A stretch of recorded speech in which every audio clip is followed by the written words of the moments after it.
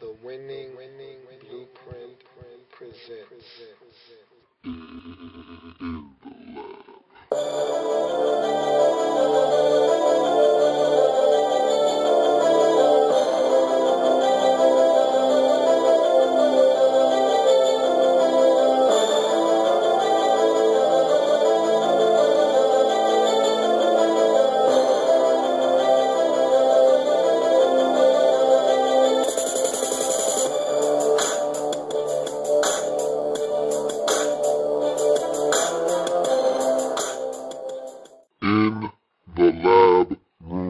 Welcome, you are in the lab room. I'm your host, Lou. Thank you for joining me. It's Friday, which means there's some Thursday night action to put a bow on. The Raiders and the Broncos mixed it up last night.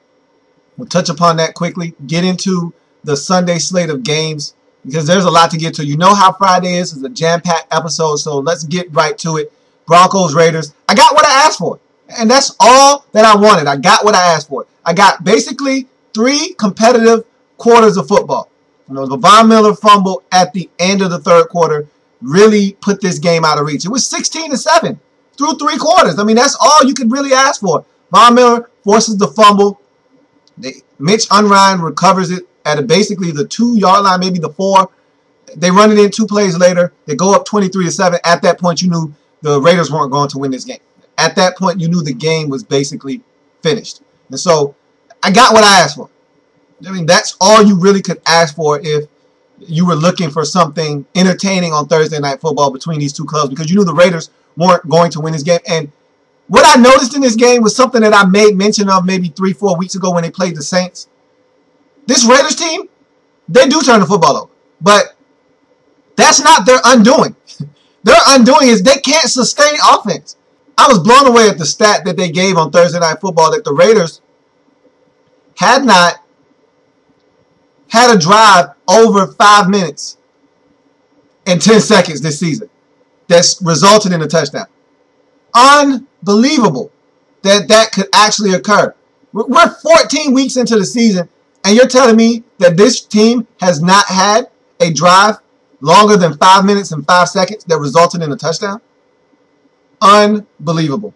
And so that speaks volumes to the struggles of the Raiders this season. I mean, watching that Saints game, they really didn't turn it over. They may have had 1 or 2 turnovers early in that game, but for the most part, they just didn't sustain drives. They had to punt, and the Saints took those punts and scored points. And that's what the Broncos did in this game. The Raiders didn't turn it over. They just had to punt. And the Broncos took those punts and went down the field. Give the Raiders credit. The reason why this game was even close and worth mentioning was they forced the Broncos to kick field goals. The Broncos came into the game as the 4th best team in the red zone at getting in the end zone. They weren't able to do it. The Raiders blitzed Peyton Manning effectively in the red zone, forcing him to either take a sack or throw it away, and forcing them to kick field goals. And so this game stayed closer than it probably should have been. And you give credit to the Raiders defense for that. But the offense didn't help the Raiders defense out at all. And they lose the game. And we knew they weren't going to win this game. We all knew that. But they had a shot. They didn't do anything. Broncos get the win 26-13. They're now 10-3 on the season. That's 8 straight for these Broncos. I mean, they're playing the hottest football of any team in the National Football League right now. And a lot of it has to do with, of course, Peyton Manning, but this defense is starting to come into their own. Von Miller is turning into one of the premier pass rushers in the National Football League. I mean, it was on display last night. Khalif Barnes, by no stretch of the imagination, is a viable tackle in the National Football League. And this is what I've been talking about with the Raiders, having a lot of players on their team right now that probably shouldn't be playing and starting for your football team, but they don't have a choice. Khalif Barnes is one of them. He's not an adequate tackle in this league, yet he had to go out there and do his best to contain Von Miller. He was awful. Von Miller had him on skates, had him guessing, had him holding. He didn't know what to expect. Von Miller used every trick he had in his bag, and Khalif Barnes was outmatched. I mean, whether it was a spin move, whether it was a duck under move, whether it was speed rush, straight power, inside to outside, outside to inside, it didn't matter. Von Miller had it all going, and he was really harassing Carson Palmer, forced a big fumble in this game that really put this game out of reach. And Von Miller is vastly becoming one of the better pass rushers in the National Football League. We'll look back at that 2011 draft and say that might be the best draft that produced pass rushers in the National Football League. I mean, looking at J.J. Watt, Aldon Smith, and Von Miller, you're talking about three of the better pass rushers we have in the National Football League right now. I mean, we're talking about guys that are up there in the top of the list of sacks for the 2012 season. And these guys have come into the league and they've made their impact felt very quickly. I mean, Aldon Smith is a beast out there for San Francisco. Von Miller, you saw what he could do last night. You look at J.J. Watt. We're talking about potentially J.J. Watt winning the MVP award. Are you serious? When's the last time a defensive end, in a 3-4 defense nonetheless, won the MVP award? Crazy. But that's the impact that these guys have had. You know a pass rusher can change things in the NFL. You get a premier pass rusher, you have a chance on defense. And that's what these guys are proving to be, and Von Miller had it on display last night. So as we said on the preview for that show on Thursday's episode, Raiders are now 3-10. Broncos are now 10-3. And they're one of the most feared teams in the AFC right now. They're really playing good football. I don't know of many teams that want to see these Denver Broncos right now. And the Texans beat them up earlier in the season in Denver. This is a totally different Denver Broncos team. I doubt that the Houston Texans would want any piece of this Denver Broncos team right now. You look at the Sunday slate of games. We're going to get to that right now because there's a lot of big matchups looming on Sunday in Week 14 in the National Football League. It's coming down the stretch. We've already talked about how vital these games are, how critical these games are moving forward. Every game is important. Doesn't matter who you're playing, what conference you're playing in. It doesn't matter. It doesn't matter if you're playing an out-of-conference game. Doesn't matter if you're playing an interdivisional game. Doesn't matter if you're playing an interconference game. All these games matter now. Doesn't matter who the opponent is. You got to win. That's what it all boils down to now. Can you get it done? Because it's crunch time now. So let's get into these Sunday games that are going to occur in Week 14. The first one up on the docket is the St. Louis Rams at the Buffalo Bills. I talked about all these games mattering. This is one of the ones that has two teams that aren't going anywhere. But this game means a lot, probably more so for the St. Louis Rams than the Buffalo Bills. That was a big win the Rams got a week ago at home against the San Francisco 49ers. If you've been watching any of the NFL programs, ESPN, NFL Network, Jeff Fisher was mic'd up. And he's talking to his team, and he was telling them how big of a win this was. It took us, 8-9 quarters to finally beat them one time, but whatever. They're excited. They know they just beat the best team in their division. That's a step in the right direction. Jeff Fisher has this team moving in the right direction. So you can't allow that win last week to just go to the wayside. You have to build upon that. Go on the road and beat a Buffalo Bills team that isn't that good. If you're the Rams, this is a big game. But I fell for that trap before. I fell for that trap. I fell for the Rams winning a game the week previous and thinking, hey, these Rams are starting to play good football. They're going to beat a team that they should beat. And they were at home that time. Not doing that again. They're on the road. They're not a good football team. They're not going to travel well. And look, they beat the 49ers. That's family business, okay? You throw records out of the window. You throw everything out of the window. Nothing matters when it's family business. So it's hard for me to really take what they were able to do against the 49ers twice this season and really give it a lot of thought because it was family business. And yeah, I get it. The 49ers are supposed to be better than you, but it's family business. This is the Bills. You're on the road. I don't even know if this one is at Buffalo. This one might be in Toronto. I don't care. I really don't care where it is. Fact of the matter is the Bills should be able to get this done. They're the home team, even though it might not really be a home game. And maybe it will be because they do have fans in Toronto, which is why they're playing this game in Toronto. So if it is in fact Toronto, I'm not sure. Don't quote me on that, but I think it's in Toronto. Either way, they should be able to beat the Rams. The key for beating the Bills, every week I say the same thing. Really getting tired of saying it because it seems like it's falling on deaf ears. You want to beat the Bills? Stop the run. Make Ryan Fitzpatrick beat you. Because he's proven time and time again that he can't. He'll throw 2. He'll throw 3 interceptions if you make him throw it 34 times. You let him throw it 20 times. You let him throw it 21 times. Or as the Jacksonville Jaguars did last week, you let them throw it 12 times, you'll lose because that means the Bills are running the football and running it effectively. And that's what they did last week. They scored 34 points. The Bills don't score 34 points often. They don't do that anymore. They used to do that. They don't do it anymore. They did it last week because the weather was inclement and they were able to run the football. That's a cardinal sin against the Bills. You allow the Bills to run the football, you're probably going to lose that game. You got to stop C.J. Spiller. You got to stop Fred Jackson. You do that, You make Ryan Fitzpatrick assume the role of world beater. Now you got yourself a chance. You allow them to run the football, and Ryan Fitzpatrick is allowed to assume the role as game manager. Probably not going to beat the Bills. And I don't think the Rams are going to beat the Bills because I think those two running backs are going to be able to run the football, get plays in the passing game, and win this game. Rams 16, Bills 20. And if this is so, Bills will go to 6-7 on the season. Meanwhile, the Rams will go to 5-7-1 on the season.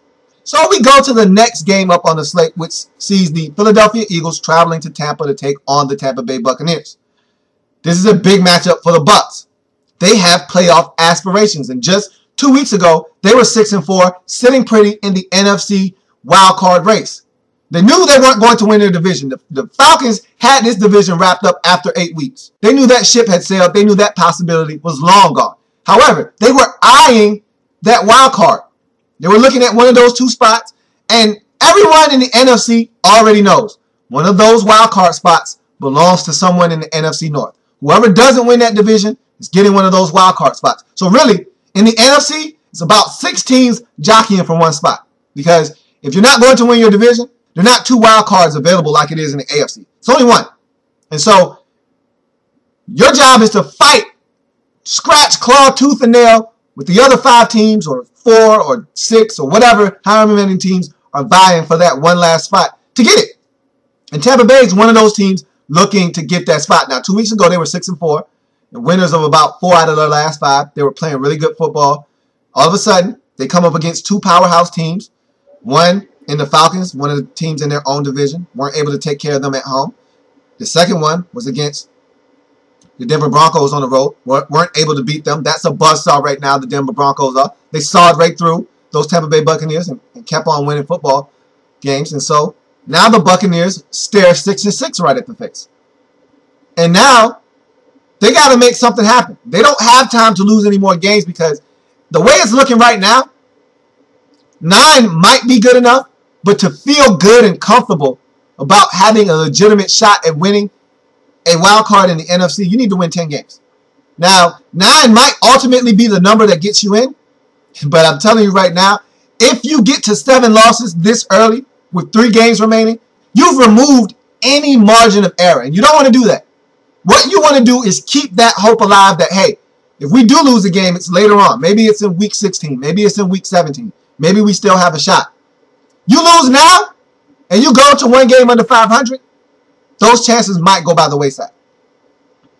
They're playing a Philadelphia Eagles team that they've already said Nicholas Foles is our guy for the rest of the season, which means Michael Vick is out in Philadelphia. Andy Reid is probably coaching his last 4 games as Philadelphia Eagles head coach. They've got a lot to play for because a new regime is coming in. New coaching staff, new philosophy. That means all these old guys that were here before they got here, you're on notice now.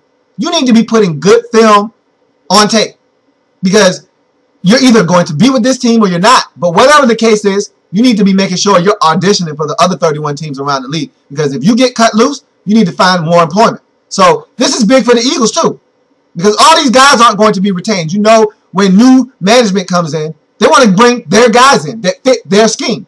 If I'm going to get fired, I want to get fired with my guys, not your guys that you had left over that got you fired. So these Eagles have something to play for. Even though it's not for the postseason, they have something to play for.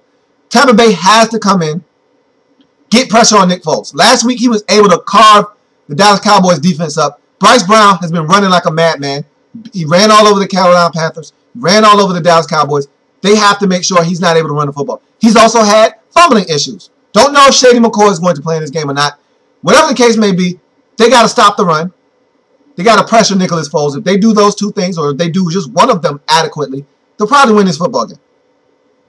I think the Bucs are the better team here. They've been playing really good football. They just ran into 2 good teams of late. You could argue that the last 3 weeks, they haven't played good football. They could have lost to Carolina 3 weeks ago. They could easily be 5-7 right now. But instead, they're 6-6, and they should win this game and go to 7-6 and remain a really prominent player in that NFC wildcard race. I think the Bucs are going to get it done 27-20 over these Eagles, move to 7-6 on the season. Meanwhile, the Eagles will lose this game and drop to 3-5 and 10 on the season. After starting the season 3-1, hard to believe that they could actually lose 9 games straight. Never happened under Andy Reid. Not even losing 5 in a row happened under Andy Reid. Now they've lost 9 in a row if they are to drop this game to the Tampa Bay Buccaneers, which I see them doing on Sunday afternoon. The next game up on the docket, the San Diego Chargers traveling to Pittsburgh to take on the Steelers. The Steelers got some really, really good news. They got an early Christmas gift. Ben Roethlisberger will play in this game, and they need the rest of them down the stretch. They're not in the playoffs by any stretch of the imagination. They're not safe. Normally this time of season, we're talking about the Steelers as a team looking to win a division and jockeying for seeding, not jockeying for just one of the 6 chairs in the playoffs. But that's what they're doing right now. They're looking to just get a chair at the table in the playoffs. They want a chair at the table in the dance. And they got to win games because the Cincinnati Bengals are breathing down their neck. And they've already beaten the Bengals once. They have the Bengals one more time later on in the season at home in Pittsburgh. But they have the Chargers this week. Chargers haven't been playing good football of late. They've invented ways to lose games. That's what the Chargers do.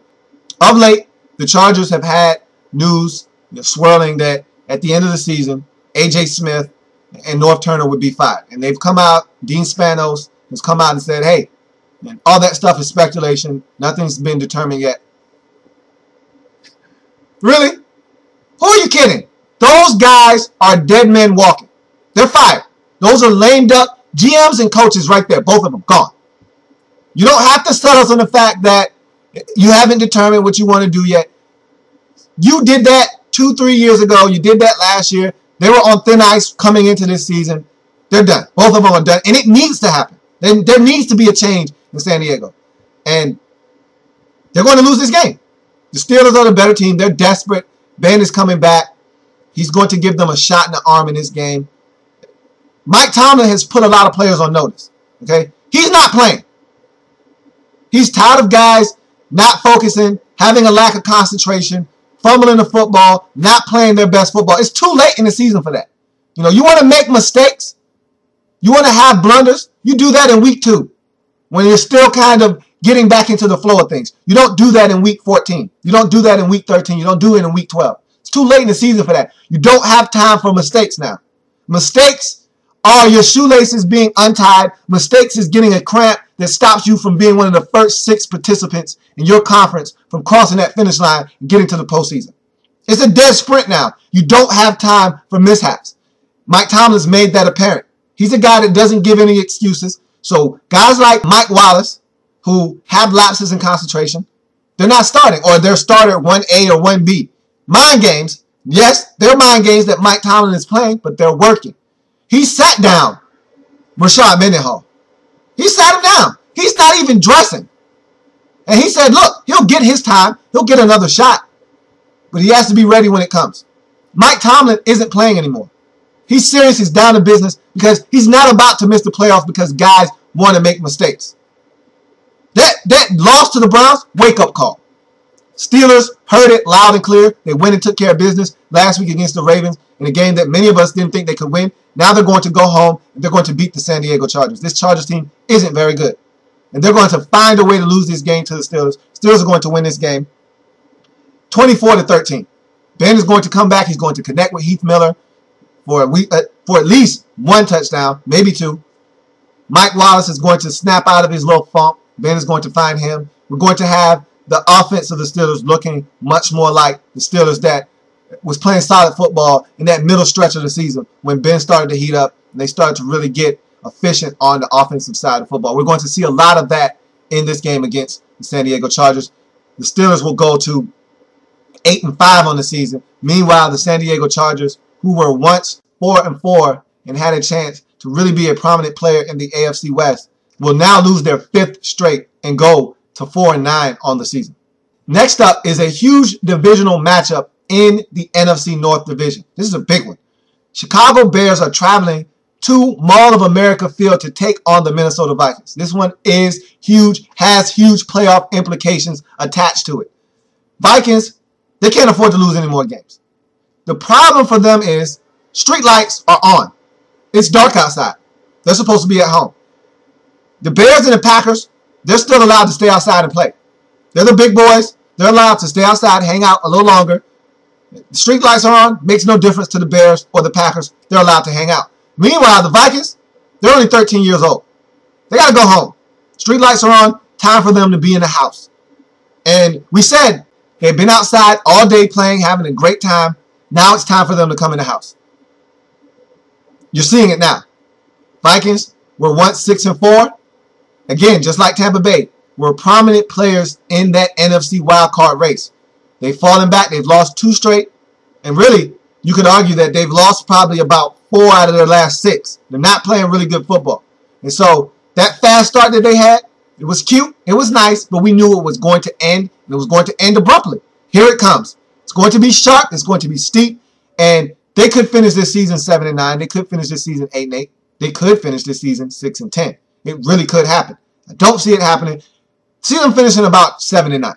Getting one more win or so. Maybe 8-8. That's a little generous. Maybe 7-9 is probably right where they'll be. Either way, it's time for the Vikings to go home. They want to prove me wrong. You want to prove that you are a serious contender for a playoff spot? Here's your chance. Chicago Bears at home, a team that you lost to 2-3 weeks ago at Soldier Field. Go win. Here it is. Team in your division that you need to beat, that you're chasing for a playoff spot. There they are, right there. They're the one team that's over you in that division. You know, the Green Bay Packers are the division leaders right now. In second place are the Bears, and there you are in third place. You want to be seriously considered for a playoff spot? Here's your chance. Beat the Bears. You beat the Bears, you split with them, you bring them down a peg, elevate yourself up one, and now you're one game behind the Bears for a playoff spot. And also, don't forget, Seattle is right there at 7-5. If they slip, they lose. You're tied with them. Now, they do own the tiebreaker over you, as they've beaten you already this season, but doesn't matter. You need to win this football game. You lose this game, and I'll know that it's time for you to go home. You'll be right there at the doorstep, knocking on the door for the Detroit Lions to let you in, because it's time for you to go home. So, this is a big one. Meanwhile, Chicago. This is huge, because I'm not sure about this Chicago Bears offense. I'm really not. The defense, I know what they're about. They force turnovers. They're a solid defense. They bend, but they don't break. They're not going to allow you to do a lot of things that you want to do. They have off games. We saw what the 49ers were able to do to this Bears defense. There's no Urlacher probably for the remainder of this season. They're going to have to buckle down, play solid defense as a team. But I'm not sure about this Bears offense. I'm not sure that if the Bears defense doesn't create turnovers, doesn't score points for this Bears offense, I'm not sure if this team can score 27, 30, 33 points. When a shootout breaks out, will this Bears offense be able to respond? I'm not sure. It's games like these that are going to show me, because this Minnesota Vikings team, no pushover on the defensive end. They're going to try to get after Jay Cutler. We've seen this Bears offensive line fall apart at times. They're going to have to protect. Matt Forte is going to have to get going. I don't think he's doing enough. I don't think the Bears are allowing him to do enough. He's going to have to get going. They got to rev it up. This Bears team is not out of the water yet. Everyone, including myself, have already declared one of these teams out of the North as one of the wild cards. But look, if these Bears don't tighten up, I can see some teams really running them down. I mean, they got the Packers again. They don't win this game, and they drop to 8-5. They got the Packers one more time. That could be a 6th loss. You're talking about a lot of teams who are looking to run the table and get to 10-6. Now, if the Bears are right there with them, guess what? Now you've allowed a lot of teams to catch up with you. You're back to the pack, and now you might find yourself on the outside looking in. So this is a big one for the Bears. They win this game, they'll probably be safely and firmly tucked in and locked in as the 5th seed in the playoffs. If they lose this game, all hell would break loose in Chicago, and they will be right there amongst the rest of these teams jockeying and vying for one of those playoff spots. I think the Bears will get it done, though, because I just don't trust Christian Ponder. And he's a better quarterback at home, but I don't like what I see. And last week, I declared him not a starting quarterback in the National Football League. I feel like the Vikings might need to move on. Now, it's early in the process, but I don't like what I see. He's too inconsistent for me. And I know inconsistency when I see it. I know it when I see it, and I know when it's not going to go away. And I think Christian Ponder is one of these quarterbacks that it's not going to go away. The light bulb isn't just going to turn on for Christian Ponder. I think this is just who he is. He's a guy that makes questionable decisions at the wrong times. He doesn't hit receivers when they're open. He doesn't take advantage of opportunities that are there. And therefore, I can see the Vikings losing this game at home to the Chicago Bears, 23-17. Bears would move to 9-4 in the season. Meanwhile, the Minnesota Vikings, who were once 6-4 and in contention for a wild card spot, they'll now be 6-7 on the season and going south in the NFC North division. As we continue down the list of games that are occurring on Sunday in Week 14 of the National Football League, we find ourselves dealing with more family business in the way of the Atlanta Falcons traveling to Carolina to take on the Panthers. This is a game that earlier in the season the Panthers had won. Came down to a late game fumble by Cam Newton. Cam Newton on 3rd and 1 dove for a first down, had the first down. If he picks that up, game's over. Falcons have no more timeouts. Panthers take 2 knees, game's over. Game's done. Instead, Cam Newton fumbles the football, goes backwards. They recover it, but now it's not a first down. Now it's 4th and 2. Now they punt the football. They pinned the Falcons basically at the 1, maybe 2 yard line. They allow Matt Ryan to throw about a 55, 60-yard pass to Roddy White. They win the game. They kick a field goal, they win the game. And on go the Falcons onto NFC South supremacy. Down go the Panthers to the bottom feeders of the NFC South division. So that game was a turning point in the seasons for both of these teams. Falcons ascended after that game. Panthers descended after that game. This is a chance for the Panthers to exact a little bit of revenge. They're out for revenge. Time for them to get a little bit of that. No better time than now to get this revenge if you're the Panthers, because the Falcons don't have time to lose football games. They want to seal up home field advantage throughout. Easiest way for them to do that is to continue to win. They slip up here a couple of times, who knows? A team might come off the pace and start threatening them. There's really not a team right now looking to threaten them. Maybe the Packers could get hot, catch them. Who knows? You don't want to put yourself in that position if you are the Falcons. You played too well all season long to have it come down to the last week of the season where you're looking to sew up home field advantage throughout. So why not just keep winning, wrap this thing up by about week 15, and then if you want to decide to start resting guys, maybe you can. You don't want to get too out of sync and have yourself not having starters have played in a month and then come in and get just destroyed by some team like you did a few years back when the Packers came into town and throttled you. But you don't want to have to win games down the stretch if you don't have to. You've done enough work earlier in the season to assure yourself of having, 1, a playoff position, which you've already done, 2, of winning division, which you've already done, and 3, of home field advantage. You've done enough work to have this be a comfortable transition. You don't want to have to struggle to win home field throughout. So take care of business, beat these Panthers, and move on. If you're the Panthers, you out for revenge. That loss was one of the most debilitating losses of your season. Probably sent you into a tizzy, and you really thought you might have had a chance to climb yourself out of that hole that you dug for yourself early in the season. This loss really sent you swirling because this was a game you had won. If not for a fumble late in the game, you get the first down, game's over, you win. On the road against a tough divisional opponent would have gave you amounts of confidence that you probably have never had this season. Instead, you lose it, and now your season is what it is. This is a chance for you to win this game. You want to win this game? Do what teams have done to Matt Ryan. Early. Get to Matt Ryan early. You let Matt Ryan get comfortable. He starts to make sound decisions with the football, matriculates the ball down the field. They score points, whether it's field goals or touchdowns. You're in trouble. You do what the Raiders did. You do what the Cardinals did. You have a shot in this game, which is get to Matt Ryan early. Force him to throw 3, 4, 5 interceptions. The way to do that is get to him early and often. The Saints were this close to getting to Matt Ryan early. The first play of the game, they hit him while he was throwing. I don't know how the pass wasn't picked off. Tony Gonzalez did a great job of coming back to the football, fighting for it, and getting it. But if that's a pick, Matt Ryan is rattled, and now the Saints have a chance to win that game. Instead, it's a completion for 8 yards. They win that football game. You get to Matt Ryan early, you got a shot. That's what the Panthers have to do in this game. They don't do that, they're probably going to lose, and that's what I have them doing. I can't pull myself this time of season, even though I think the Panthers have a legitimate shot at winning this game. I really want to go with them. But I can't pull myself this time of the year to pick a 3-win team. Can't do it. You only got 3 wins on the season. It means you're a bad team. And I can't do it. I can't pick a 3-9 football team over an 11-1 team. I can't do it. And so the Atlanta Falcons will go into Carolina and beat the Panthers 24-20, taking care of a little bit of unfinished family business, going to 12-1 on the season. Meanwhile, the Panthers will go to 3-10 on the season. You look at the next matchup on the slate of games. This has the potential to not only be the biggest game of the weekend, this has the potential to be the best game of the weekend. The Dallas Cowboys are traveling to Cincinnati to take on the Bengals. I will be front and center watching this football game. I am fascinated by this matchup because the Cincinnati Bengals are quietly playing good football in the AFC North Division.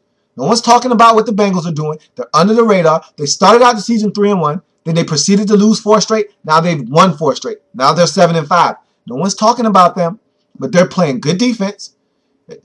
I just heard Greg Cosell on some program. I don't even know what I was listening to. He said, look, Geno Atkins and J.J. Watt have been the 2 best players he's seen on film all season long. We're talking about 2 defensive linemen. People don't know how good Geno Atkins is playing. The defensive tackle out of Georgia. He's playing out of his mind. You don't know how good he's playing? Just put on some Cincinnati Bengals tape. Watch him work. The guy's constantly in the opposing team's backfield. Whether it's a tackle for a loss or he's getting after your quarterback. He can do both. That's what makes Geno Atkins special. He can do both. He can stop the run. He's equally as effective getting after your quarterback. This Cincinnati Bengals defense is playing good football. They can get after your quarterback. They can stop the run. They can force turnovers. I think that Terrence Newman has found the fountain of youth in Cincinnati. He's playing good football. I've been pleasantly surprised at Terrence Newman's ability to play good football this year. I thought he was washed up in Dallas. I thought he was done. I said, hey, if Marvin Lewis wants to roll the dice on Terrence Newman, by all means, go ahead. But you'll see what everyone else has saw, that he's done. I was wrong. He's been playing really good football for this Bengals team. And now he gets his old team coming into Cincinnati desperate for a win. They need it in the worst way. Nothing would be sweeter for Terrence Newman than to take this game, get a pick of Tony Romo, and stick it to the Dallas Cowboys. I know he would love to have that happen. Doesn't have to happen for them to win this game, but I tell you what, this is going to be a great game because both of these teams need this game. There's no margin of error for either one of these teams. Bengals are 7-5 on the season. They have to win. They lose a game. They go to 7-6. The Steelers win. The Colts continue to win. All of a sudden, you find yourself 2 games back of being in the playoff race. They don't have time for that. They got to keep winning. Look at the Cowboys. They're 6-6.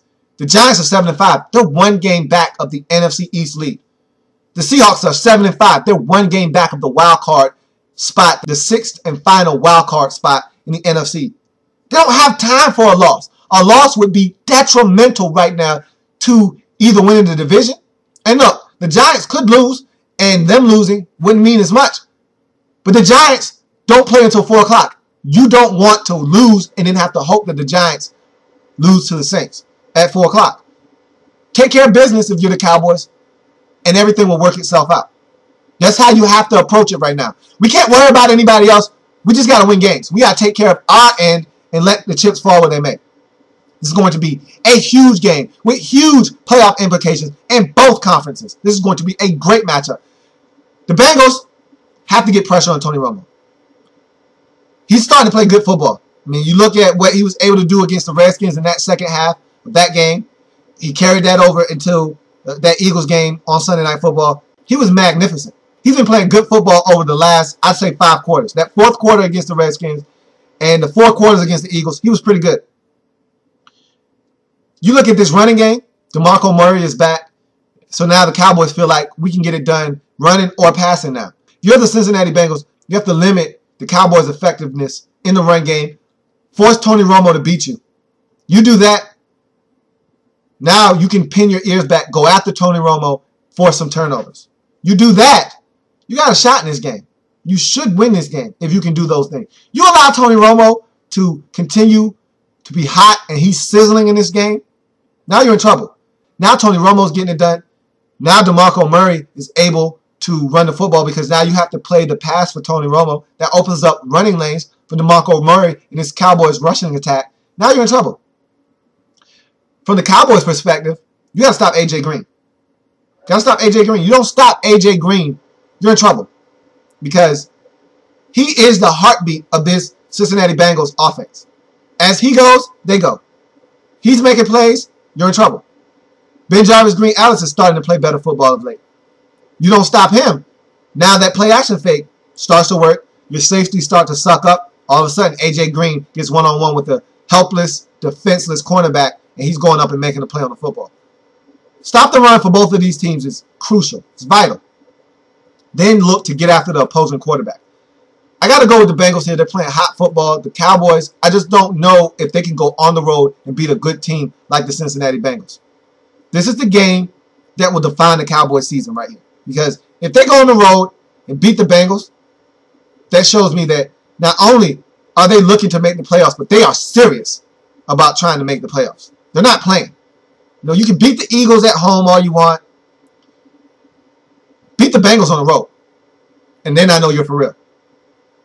Can't see it happening, though. I think the Bengals will get it done at home. This is going to be a great game, tightly contested. 24-23 Bengals get it done by 1. It's going to be a great game.